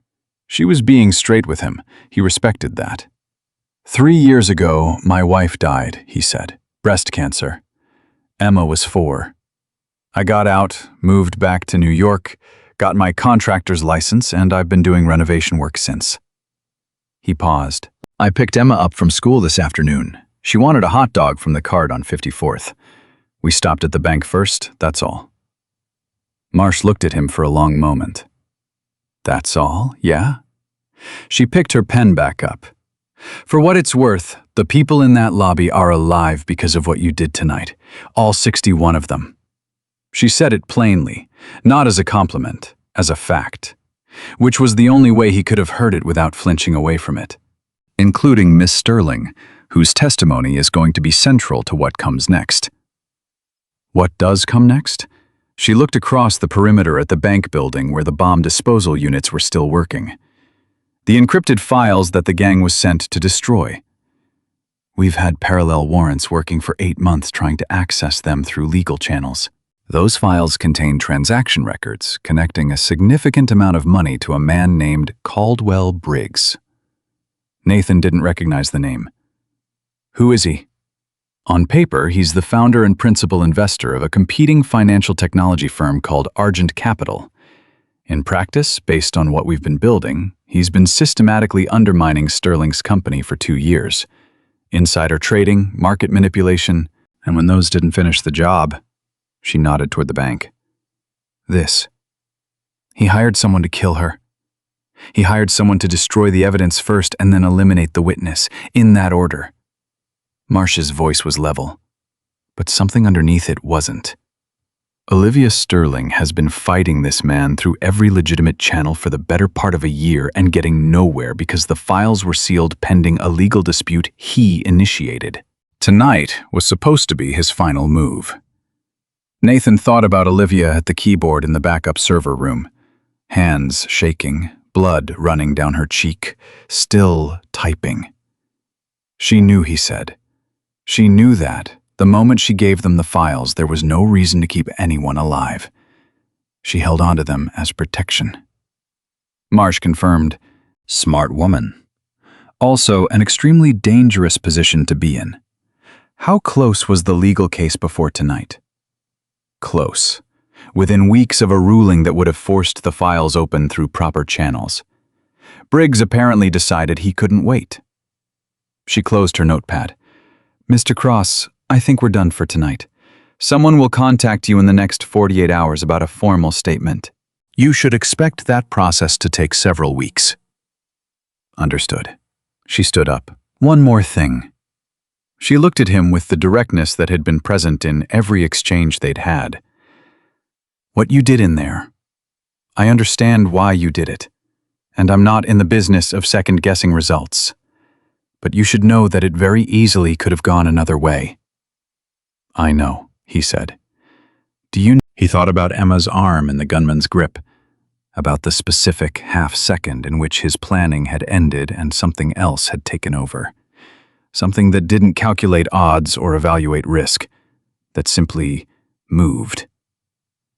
Yeah, he said, I know exactly how it could have gone. She held his gaze for a moment. Go take care of your daughter. Then she walked away into the organized chaos of the perimeter, and Nathan sat with his cold ice pack and his lukewarm coffee, and the particular feeling of a body coming down from something enormous. Emma appeared at his elbow. She had lost the silver blanket somewhere. She had a juice box that one of the officers must have given her, and she sat down beside him on the ambulance step with the comfortable familiarity of someone settling in for a long conversation. He put his arm around her. "That lady looked serious," Emma said. "She's FBI. Is she mad at you?" "No." "Are you in trouble?" "No." She processed this, drank her juice, looked at the bank building with its yellow perimeter tape and its floodlights and its procession of officials moving in and out. "Dad?" "Yeah." "When you came back downstairs," she paused, "you weren't scared." It wasn't quite a question. "I was scared," he said. She looked up at him with the expression that meant she was deciding whether to accept that or push back on it. "You didn't look it, I know." He looked at the building. Being scared and looking scared are different things. When you're scared and you show it at the wrong time, other people get more scared. So sometimes you just don't show it. He paused. "But I was scared. I'm telling you the truth." She was quiet for a moment. "What were you scared of?" He looked at her. "You," he said simply. She understood what he meant. He could see it in her face.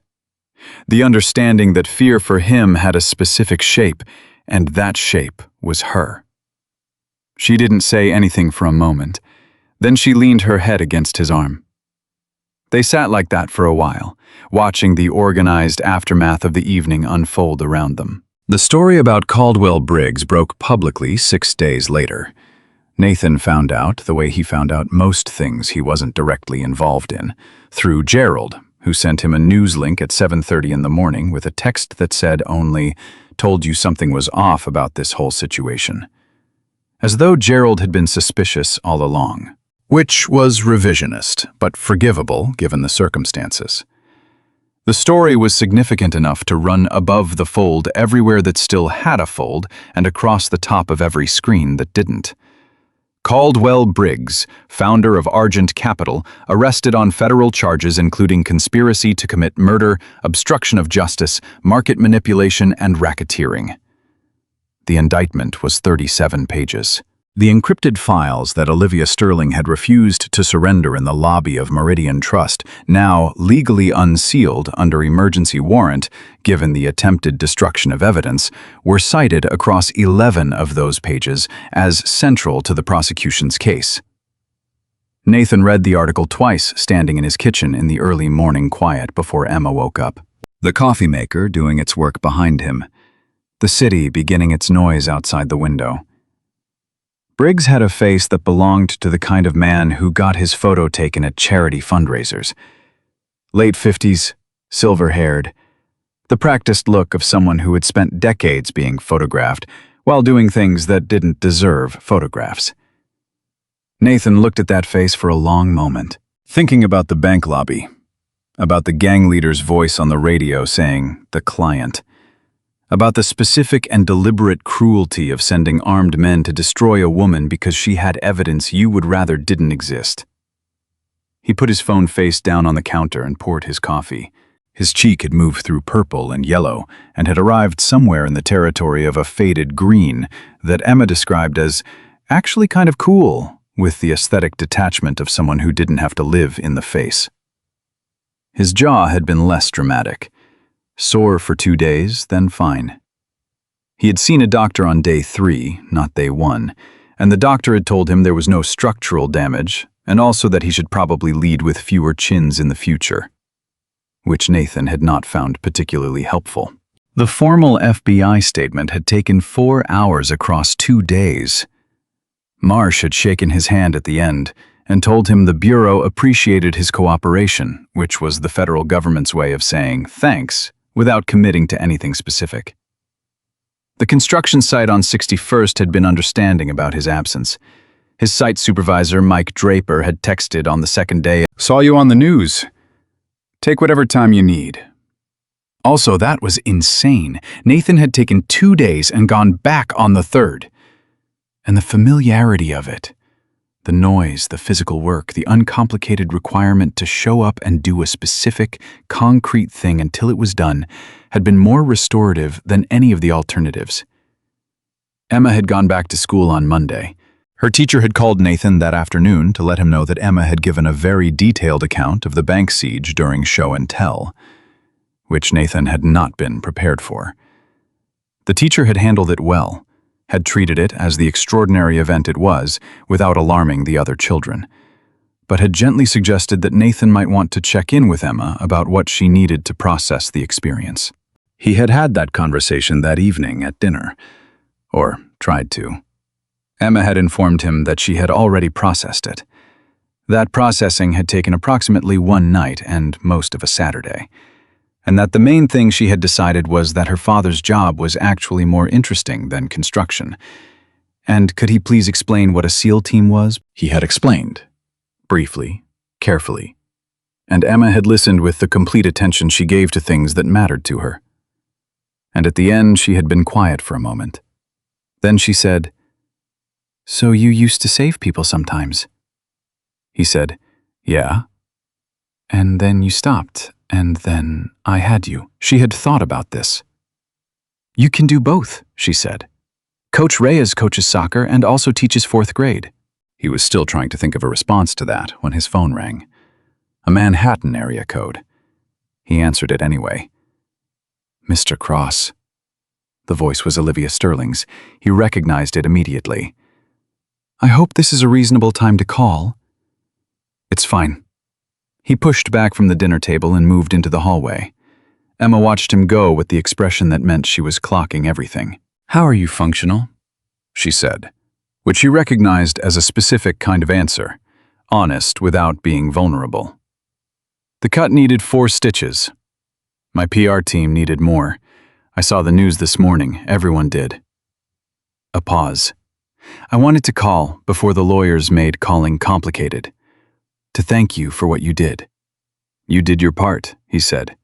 "I typed on a keyboard. She stopped. He could hear her choosing words carefully. "You kept 61 people alive and then came upstairs to do the hard part. I don't know how to make those things equal, so I'm not going to try. I'm just saying thank you." He leaned against the hallway wall. Through the kitchen doorway, he could see Emma's profile as she ate her dinner, still watching the hallway. "You're welcome," he said. "How's the case looking?" "Solid. The files are devastating for Briggs and his people. Agent Marsh tells me it could run 2 years in court. But she sounded like someone who had made peace with a long fight. I've been at it for 2 years already. I know how to pace myself." Another pause. "I want to ask you something, and I want you to know in advance that if the answer is no, that's a complete sentence, and I'll respect it." He waited. "I need a director of executive security," she said it clearly. "The position has existed on paper for a year, but after what happened with Briggs, I need it to be real. I need someone who knows how to read a room, who doesn't panic, who understands threats before they become incidents, someone who can look at a situation the way you looked at that lobby and make decisions that protect people." She let that sit. "I've spoken to 3 security firms in the past week. They send me men who know the right language and can cite the right certifications. None of them would have done what you did." "What I did wasn't protocol," he said. "No, but it worked." Another pause. "I'm not looking for protocol. I'm looking for judgment." He was quiet for a long moment. In the kitchen, Emma had given up the pretense of eating and was openly watching the hallway. He looked at her. The green gold eyes. The patient expression of someone who was already reading the situation and forming opinions about it. "I'd want to talk about terms," he said, "of course, and there are conditions. I'd expect that." "Evenings are mine," he said. "Whatever the situation, whatever the schedule. After 6, I'm Emma's father." That does not get negotiated. It does not get overridden. If there is ever a conflict between a work situation and picking my daughter up from school, Emma wins, every time. Silence on the line. Not the silence of hesitation, the silence of someone who had expected this and was deciding how to confirm that it was fine. "Agreed," Olivia said, without reservation. And I want to be honest with you, I've been out for 3 years. Whatever I was before, I don't know exactly who that is anymore. I'm not promising you the person who walked into that bank. The person who walked out of it is who I'm calling." He looked at the ceiling. The old water stain in the corner of the hallway that he had been meaning to address for 8 months. The fraying cuff on the jacket hanging by the door. The accumulated, modest evidence of a life that was genuinely his, built carefully out of what he had had left 3 years ago, which hadn't been much. "I'll come in Thursday," he said. "We can talk about it properly." "Thursday works?" A pause. "How's your daughter? She gave show and tell about the bank siege on Monday." A short, genuine laugh. He hadn't heard that from her before. And it was different from the controlled voice she had been using. More human, less managed. "That's the most Emma Cross thing I've ever heard." "You don't know her. I know she sat behind a marble column for an hour in a bank siege and didn't make a sound. That tells me quite a bit." Another pause. "Thursday, then." "Thursday," he said, and ended the call. He stood in the hallway for a moment. Then he went back to the kitchen and sat down across from Emma, who had rearranged her food on the plate in a pattern that suggested she had been thinking rather than eating. "Who was that?" "A woman I met at the bank, the one with the blazer?" "Yeah." Emma's fork moved through the rearranged food. What did she want? Nathan looked at his daughter. "She offered me a job." Emma looked up. A different job, not construction. A different job. She considered this with the thoroughness she applied to everything. What kind of keeping people safe? She sat with that for a moment. The kitchen was quiet except for the refrigerator's hum and the muffled street noise from outside. Then Emma looked at him with the expression that sometimes appeared on her face and reminded him painfully and beautifully of someone else. That particular combination of assessment and warmth that wasn't quite a smile but held one inside it. "You're good at that," she said. "I don't know," he said honestly. "I used to be." "You still are," she said it simply, with the confidence of someone who had spent the past 6 days thinking about a marble floor and her father's voice saying, "I've got you," and had arrived at a conclusion about it. "You said yes." "I said Thursday. We'll see." Emma nodded as though this were a reasonable answer that she had decided to accept. She picked up her fork and began actually eating. And Nathan Cross sat across from her in his kitchen in a city that was already forgetting what had happened 5 blocks uptown. And he felt something shift quietly, without drama, the way tides shifted rather than the way waves did, in the arrangement of the life he had been building, not breaking it, just adjusting it, making room. He reached across the table and stole one of Emma's French fries. She batted at his hand without looking up. And outside the window, the city did what cities did, which was move forward without waiting. And the evening light came in orange and low and lit up the ordinary table and the ordinary kitchen and the ordinary, extraordinary fact of the 2 of them still sitting in it. He thought about Thursday. He thought about what Marsh had said, that it very easily could have gone another way. It could have. He knew that in the specific way that people who had stood in those kinds of rooms knew things, not abstractly, but in the body, in the hands that had still been shaking on the level 3 stairwell when nobody was looking. It could have gone a dozen different ways, and most of them were worse than what had happened. But it hadn't. And Emma was here, stealing her fry back with righteous indignation, and the evening was quiet. And somewhere across the city, Olivia Sterling was in whatever her home was, with 4 stitches in her cheek and a case that was finally moving in the right direction. And 61 people were having dinners with their families, and probably not yet fully understanding why that fact felt more significant than it usually did. Nathan Cross looked at his daughter, and he let the evening do what evenings did, which was settle. And he stayed at the table a long time after the dishes were done.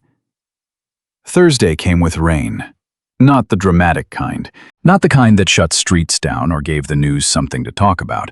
just the steady, gray, mid-October rain that Manhattan wore like an old coat.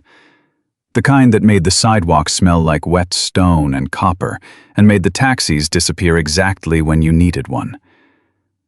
Nathan stood outside the Sterling Financial Tower on Park Avenue with his collar up and his hands in his pockets, looking at the building for a moment before going in. 31 stories. Glass and steel. The kind of architecture that was trying to say something serious about the people inside it. A revolving door at the base. A security desk visible through the glass. 2 cameras on the entrance canopy, positioned for maximum coverage with minimum blind spots. He had noticed the camera angles before he noticed the revolving door, which told him something about where his head was these days. He went in. The lobby was nothing like Meridian Trust. Smaller, more functional, less marble monument, more working building. The security guard at the desk was a heavy-set man in his 50s who checked Nathan's ID with the particular boredom of someone who had done it 10,000 times, then called up to the executive floor and told Nathan to take elevator 3 to the 31st floor. Someone would meet him. The someone was a young woman named Priya, who had the organized energy of a person managing 17 things simultaneously and making it look like 12. She walked fast and talked faster, leading him through a floor that was quiet for a Thursday morning. Fewer people than he had expected. More empty desks than a company this size should have had. He mentioned it. Priya glanced at him sideways. "We lost about 30% of our staff in the past year. When the Briggs situation started affecting our public profile, the legal disputes, the regulatory scrutiny, people got nervous." A pause.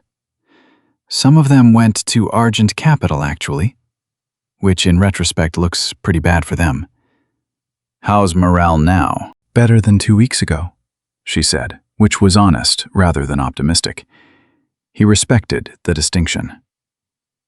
Olivia's office was at the corner of the floor, which was standard, but the corner it occupied looked out over the intersection of Park and 52nd rather than the more prestigious northern view, which was not standard, and suggested either that the office assignment had been inherited rather than chosen, or that the person in it had different priorities than most people in corner offices did.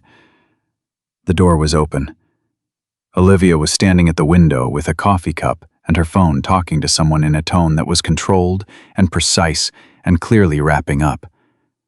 She saw Nathan in the doorway and held up one finger. He nodded and came in and looked at the office while she finished. It was a working office, not a display office.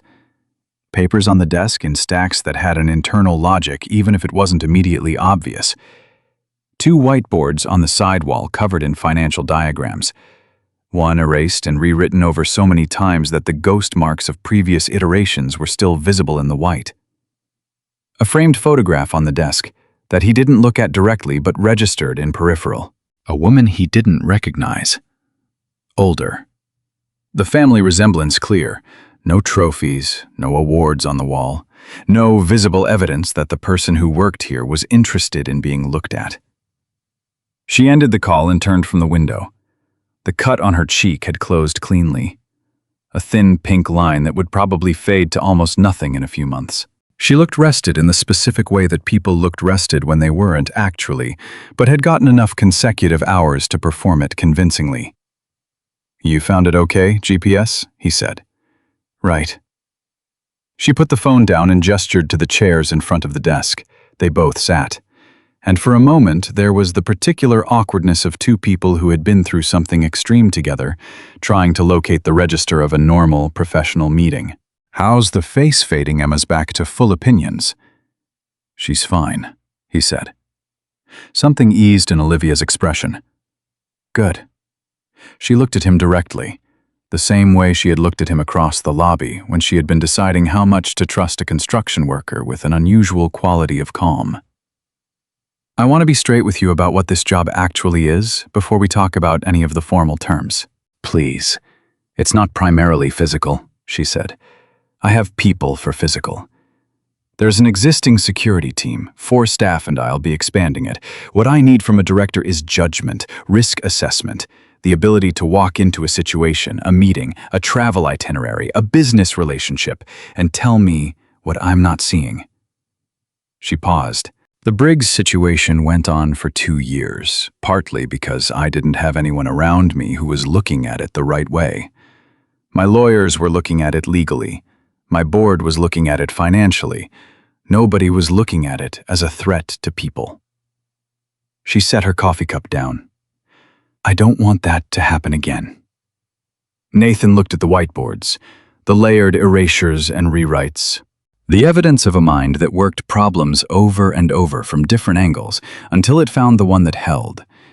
You had been building the legal case for 2 years, he said. You knew it was serious. Why didn't you have security in place already? She was quiet for a moment. Because I convinced myself the legal system would resolve it before it became something else. And because... She stopped, started again. Because admitting that you need physical protection means admitting that someone hates you enough to cause you physical harm. And that is a different kind of thing to sit with. It changes how you walk through the world. A pause. I didn't want to change how I walked through the world, and now... She looked at him steadily. Now I've been in a bank lobby while someone pointed a rifle at 60 strangers to get to me. The world changed itself. I'm adjusting. That was honest, in a way most people in her position wouldn't have been. Nathan noted it, not as a weakness, as the opposite. The terms I mentioned on the phone, he said, evenings, Emma, non-negotiable. I understood that and I meant it when I agreed. And I meant what I said about not promising you who I was 3 years ago. She tilted her head slightly. What are you now? He thought about it honestly, the way she had been honest with him. Someone who's been paying attention to things that don't matter as much as I thought they did, and not paying enough attention to things that do. He paused. I think the skills are still there. I know the instincts are. What I don't have is the certainty I used to have. About my own judgment. About what I'm willing to do and when. That sounds like wisdom to me. It sounds like hesitation to me. There's a difference. Sometimes. He looked at the window at the rain tracking down the glass. The night at the bank I stopped planning at a certain point. Something took over that wasn't planning. I've been thinking about that. Was it a problem? The outcome suggests it wasn't. The outcome was good. The process was... He searched for the right word. Uncontrolled. I don't love uncontrolled. She was quiet for a moment. When she spoke, her voice was thoughtful rather than reassuring. She wasn't trying to talk him out of what he had said. She was engaging with it. You spent an hour planning before that point, building every scenario, mapping every contingency. When the moment came that required you to stop planning and act, you acted correctly. That is not uncontrolled. That is the plan running below the surface, even when you can't see it anymore. She paused. I think you know that. I think you have always known it. He looked at her. I watched you in that lobby, she said simply. I watched you from the moment they brought me back downstairs. You were the stillest person in the room.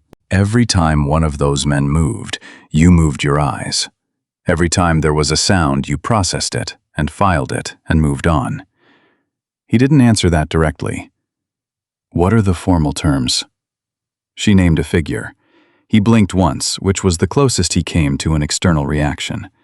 She noticed and did not comment, which was the right call. Benefits, she continued.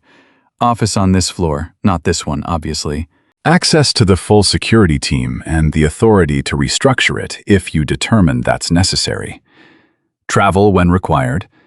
And I'll want to discuss protocols for that separately because I travel more than I'd like and it has historically been undersecured. She folded her hands on the desk. What I'm asking for in return is honest assessment. If you think something I'm doing creates risk, I need you to tell me, not manage around me. Tell me. I've had enough people manage around me to last a lifetime. That I can do, he said. Even if I push back, especially then. Something in her face shifted. Not a smile exactly, more the specific expression of someone checking a box they had been worried about. "When can you start?" He thought about the carriel renovation, about Mike Draper, who would need 2 weeks' notice minimum, about Emma's school schedule, which had nothing to do with when he started a new job, but which he had been using as an orientation point for his life for 3 years, and old habits died in their own time. 2 weeks, he said. 2 weeks, she agreed. They shook hands across the desk. Her grip was firm and direct. It was a handshake. They were starting something. He took the elevator back down in the rain-gray light and stood on Park Avenue with his collar up and thought about what he had just agreed to, and found that he wasn't as ambivalent as he had expected to be. The weeks that followed were not easy weeks. He had been honest enough with himself to have expected that. Leaving the construction site was simpler than he thought it would be, and harder in ways he hadn't anticipated. Mike Draper took the news with the stoic acceptance of a man who had watched a lot of good workers leave for better money, then spent the next 3 days finding reasons to extend conversations with Nathan at the end of shifts, in a way that was very clearly not about the work. On Nathan's last day, Mike handed him a $20 bill folded around a card that said, "Good luck, you earned it," in handwriting that looked like someone had learned penmanship in another century. Nathan put it in his wallet and left it there. The transition into Sterling Financial was the kind of uncomfortable that came with any new environment. Learning the rhythms, the vocabulary, the unspoken rules of how the people in the building related to each other and to Olivia specifically. The security team he inherited was competent and underutilized. 4 people who had been doing access control and escort duty and hadn't been asked to think beyond that. He spent the first week just listening to them, which seemed to surprise them. The second week, he asked each of them separately what they thought the actual risk profile of the company was. 3 of them gave him the answer they thought he wanted. One of them, a woman named Torres, who had been with the company longest and had the specific look of someone who had been waiting to be asked that question for a long time, gave him a real answer that ran 40 minutes and was more useful than anything the formal briefing documents had contained. He promoted Torres to deputy 2 weeks in. She took the news with the same contained expression she gave everything, then went home and apparently celebrated in whatever way Torres celebrated things, because she came back the next morning looking like herself again and immediately started reorganizing the team's communication protocols in ways Nathan had been about to suggest. The Briggs trial, meanwhile, was moving through its preliminary stages with the grinding pace of federal prosecution. Slow, methodical, relentless in the way that good legal machinery was relentless when it finally got properly aimed at something. Olivia testified twice in preliminary hearings. Both times Nathan coordinated her transit to her building access, the composition of the team around her. Both times were uneventful in the way that good security made things uneventful. Not because nothing was a threat, but because the threats had been thought about before they materialized. He and Olivia developed a working rhythm that had taken about 3 weeks to find and had been slightly awkward until they did. She was direct with him in the way she had said she would be, which he appreciated, and occasionally pushed back on when the directness was running ahead of the information she had to back it up. She took the pushback better than he had expected. Not easily, exactly, but without the defensive reaction that some people had when someone they hired told them they were wrong. She argued back when she had grounds, and conceded when she didn't, which was more than he could say for most people he had worked with in any context. She worked too much. That was the first thing he had identified as a risk, and the thing she was least interested in hearing about. She was in the office before most of her staff arrived, and was regularly still there when building security did their last sweep. He had mentioned it once. Carefully, framing it as a security concern. Fatigue affected judgment, affected awareness, made people predictable in their patterns. And she had looked at him with an expression that was approximately 50% acknowledgement and 50% "I hear you and I'm ignoring you," which was honest, at least.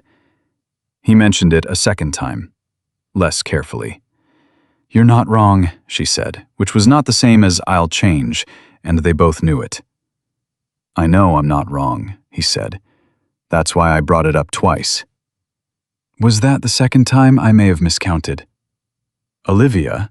She looked up from whatever she had been reading. Something in her expression shifted into the register she used when she was actually listening rather than managing. "It's harder to go home to an empty apartment than it is to stay here," she said. Flat, factual, no performance around it. That's the honest answer. He understood that. He understood it from the inside, from the 3 years before Emma had been old enough to fill a room with her presence. The specific weight of a space that used to have someone in it and now didn't. "Yeah," he said. "I know it's not a good reason. It's a human reason." She looked at him for a moment. "You're not what I expected," she said, "when I offered you this job." "What did you expect?" "Someone more," she searched for it, "tactical? Someone who thought in procedures?" "I do think in procedures." "You think in people," she said. "The procedures are secondary." A pause. "That night in the bank, you spent an hour building a plan, and the plan had almost nothing to do with tactics. It was entirely about the people in the room. Who could move, who couldn't, who was holding on, and who was running out of time. Torres said the same thing after her first week with you, that you were doing something different from what she had seen before, and she couldn't figure out what it was. I told her it was that. He didn't know what to do with that. So he set it aside. Go home at a reasonable time, he said. I'm asking as the person responsible for your safety." She looked at him for a long moment. Then she closed the document she had been reading. "Fine," she said, "but if anything in this building burns down because I left early, I'll take full responsibility." "You'd better." She picked up her coat. "How's Emma?" The shift in topic was so abrupt it almost had a sound. "She's good. She's in the school play. She's playing a tree." "A tree? A significant tree. Apparently she has 3 lines." Olivia smiled. "A real one, not the managed version she deployed in meetings. It changed her face considerably." "That's very Emma." He raised an eyebrow. "You don't know her." "I've heard about her for 6 weeks," Olivia said, shrugging into her coat. "I feel like I know the broad outlines." She said goodnight and left, and Nathan stood in the quiet office for a moment after she was gone, looking at the rain-streaked window and the city lights beginning to come on in the early dark, and found himself thinking about what she had said. "You think in people." And whether that was true, and whether it was something he had always done, or something that 3 years of being someone's only parent had built in him one ordinary day at a time. He thought it was probably the second one. He thought Emma had done that without knowing she was doing it, by being exactly who she was, demanding and precise and unafraid and profoundly herself, and by requiring him to pay attention to another person's interior life the way he had always paid attention to the exterior world. He went home. Emma was at the kitchen table with her homework spread across it in the organized chaos that she maintained was a system and Nathan maintained was a catastrophe. She looked up when he came in and assessed the time on the microwave clock and made no comment, which meant he was within acceptable parameters.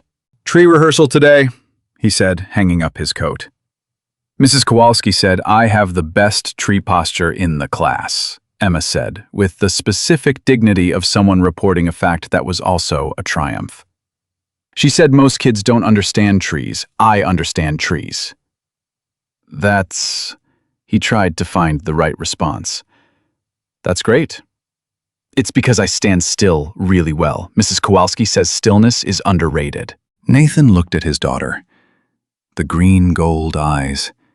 The ink smudge on her left hand.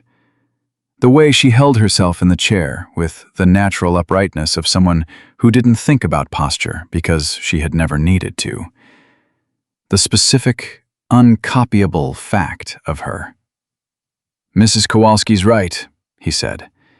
The trial of Caldwell Briggs concluded 7 months after it began, which was fast by federal standards and felt slow to everyone who had been waiting. The verdict came on a Wednesday morning. Nathan found out through Olivia, who texted him 2 words: guilty. All counts. He was in a parking structure on Madison Avenue running a route assessment for an upcoming board meeting when the message came through, and he stood between 2 parked cars in the fluorescent half-light of the second level and read those 2 words 3 times. All counts. Conspiracy to commit murder, racketeering, market manipulation, obstruction. The 37 pages of indictment rendered into a verdict that a jury of 12 people had agreed on after 4 days of deliberation. He texted back, "Good," then put the phone in his pocket and finished the route assessment, because the board meeting was still happening and the route still needed assessing, and that was what the work was. Olivia called that evening. He was making dinner, something involving pasta, and the contents of the refrigerator that Emma had diagnosed as experimental but probably fine, and he put the phone on speaker while he cooked. 7 months, she said. How do you feel? A long pause. I've been trying to figure that out all day. Her voice had the specific quality of someone speaking from inside something large that they hadn't fully mapped yet. I thought I'd feel more. Or differently. I've been working toward this for 2 years, and now it's done, and I feel... She paused again. Tired. Mostly just tired. That's the right feeling, he said. Is it? You've been running on the fight for 2 years. The fight's over. Your body knows before your head does. He turned the heat down under the pasta. The other feelings come later. The tired comes first. She was quiet for a moment. That sounds like experience talking. It is, from deployments, from a lot of things. He thought about the 3 years after Claire died. The specific exhaustion that had lived underneath everything. The way the tiredness had to run its course before anything else could begin. Give it time. Let yourself be tired. It's not a problem to solve. She made a small sound that was somewhere between acknowledgement and something more private. Thank you, she said. For all of it, not just tonight. The past 7 months. You don't have to thank me. It's the job. Some of it's the job, she said. Some of it is something else. He didn't answer that immediately. Emma had appeared in the kitchen doorway, assessing the pasta situation and finding it adequate. She gave Nathan the look that meant dinner needed to be on the table in a specific window of time that she considered reasonable, and he was approaching the edge of it. I should go, he said. Emma's giving me the look. The tree posture look or the dinner look? The dinner look. They're actually the same look. She laughed. The real one. The one that changed her face. Tell her the tree posture is exceptional. She already knows. He ended the call and put the phone on the counter and got plates down from the cabinet. Emma leaned against the doorframe, watching him with the particular patience of someone who had decided that asking if dinner was ready was less efficient than simply being present until it was. Was that Olivia? Yeah. Did she win? Yeah, she won. Emma considered this with the thoroughness she brought to things that mattered. Good. Then is she okay? Nathan looked at his daughter. 7 years old and already asking the right question. Not what happened, not what does it mean, is she okay? Which was the question underneath all the other questions. She will be, he said. That's different from okay, Emma said. Yeah, he said. It is. But it's better than the alternative. She thought about that. Then she came all the way into the kitchen and got herself a glass of water and sat down at the table. And Nathan put dinner on the plates, and they ate together in the ordinary light of an ordinary Wednesday evening. And the city went on outside the window the way cities went on, indifferent and continuous and full of people who were winning things and losing things and surviving things and trying to get dinner on the table before it got cold. The school play was on a Friday evening in November. Nathan sat in the third row with a program that had been printed on someone's home printer and had a slightly skewed margin on the left side. And he watched Emma stand center left of the stage in a brown costume that was clearly meant to suggest bark, and hold herself with the absolute stillness of someone who had been told her stillness was exceptional and had taken that information seriously. She had 3 lines. She delivered them with the measured gravity of someone who understood that trees were not a comic role and had decided to play it straight. The audience laughed anyway. Not at her, but with her. The specific warm laughter of people watching a child commit entirely to something. And Emma did not break character, did not smile, did not acknowledge the response, because she was a tree. And trees did not respond to laughter. Nathan had his hand over his mouth through all of it. Afterward, in the lobby, Emma found him immediately in the crowd. She was still in the bark costume, carrying the paper leaf headpiece in one hand. She looked up at him with the expression that wanted to be casual and kept sliding into pleased. "You laughed," she said. "The audience laughed," he said. "I was moved." "You were laughing." "I was moved by the comedy inherent in the human condition." She stared at him. "You're so weird." "You were great," he said, and he meant it completely, not as a parent addendum, as a genuine fact. "You were the best tree I have ever seen." Something in her face went fully into pleased and stayed there. Mrs. Kowalski said so too. Mrs. Kowalski is right about a lot of things. They were navigating toward the exit when Nathan looked up and found Olivia standing near the door. He stopped. She looked at him with an expression that was slightly uncertain, which was not an expression he had seen on her face in 7 months of working together. And she was wearing her coat and holding the same kind of skewed margin program he was holding. And he realized she had been in the audience. "I hope this is okay," she said. "Emma mentioned it in the office when she came in after school last week. She paused. "I wanted to see." Emma had come to the office exactly once 2 weeks ago, when a school professional development day had coincided with a calendar hole that Nathan couldn't fill. She had spent 3 hours doing her homework at a spare desk and having what Nathan gathered were extremely thorough conversations with every member of the security team individually.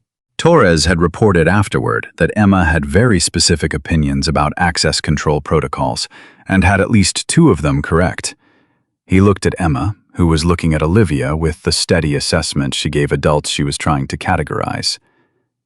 "You came to my play," Emma said. "I did," Olivia said. "You were very convincing." "As a tree." "As a tree," Olivia confirmed with the specific seriousness that the role deserved.